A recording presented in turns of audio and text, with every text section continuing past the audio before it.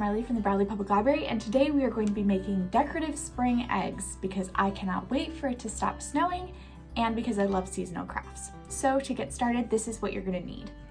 A plastic egg. It doesn't super matter what size it is. This one's about 6 inches. As long as it comes apart, you'll be fine. You're going to need, get that closed. Okay, or not, that's fine. You're gonna need wax paper, hot glue, tape, and then I am using macrame rope and jute. It doesn't super matter what materials you use as long as the string is like kind of thick and tightly woven. That way it doesn't like fall apart or it's not too stringy. As I do this, you'll see kind of why that's important. So to get started, we are going to wrap the egg in wax paper. That way you can use this egg afterwards. We're gonna hot glue the jute and the yarn onto the wax paper, and then we'll slide it off the egg. That way the egg can continue to be reused because we're gonna make 2 of these today. So I'm gonna get started with that, and then we will come back and then we'll start hot gluing. So let's get started.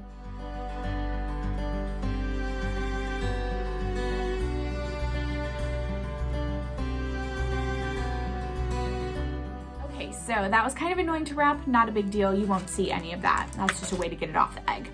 So I think I'm gonna start with the jute, and I am just going to be starting at the bottom or on this ridge and working my way up, wrapping it around.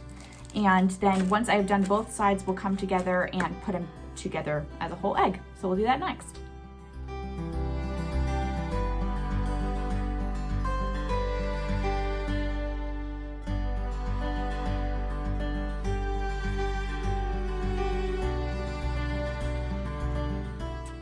Okay, so just for reference, that did take about 10 feet, is that right? Yeah, 10 feet on one side and then 10 feet on the other, so it did take a lot. This is 11 millimeter jute, so keep that in mind if you decide to go larger or smaller. It'll take quite a bit. So next up, we are going to take this out of the egg. Reminds me of a little beehive. Right. There we go. So there you go. You can see we've just got that as the base. I am going to cut that out a little bit. Now we have our 2 halves, and I just have some packing paper. It's going to be some gross audio. I have some packing paper that you can just pop in the egg to kind of help it hold the shape, and then I will be hot gluing around the edge. So I'm going to do that next, and then we will start with the second one.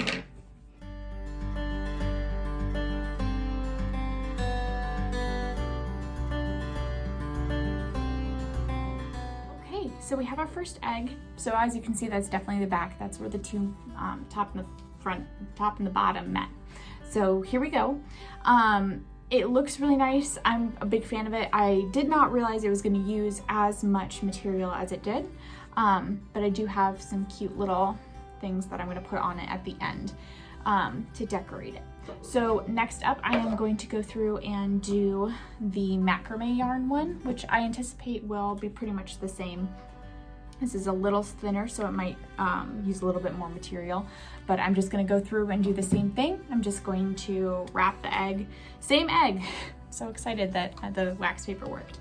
I'm just gonna go around and use the wax paper, wrap up the egg, and then I'll wrap it in yarn, and then we'll decorate both of them at the end. So here we go.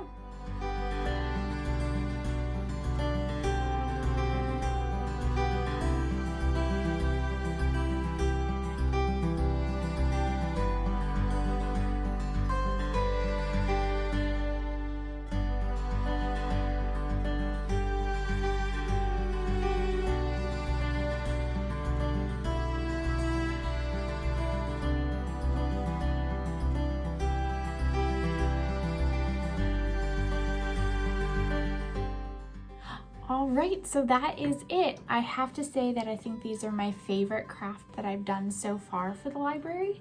They're just very springy and I think they're super cute and rustic. I'm a big fan.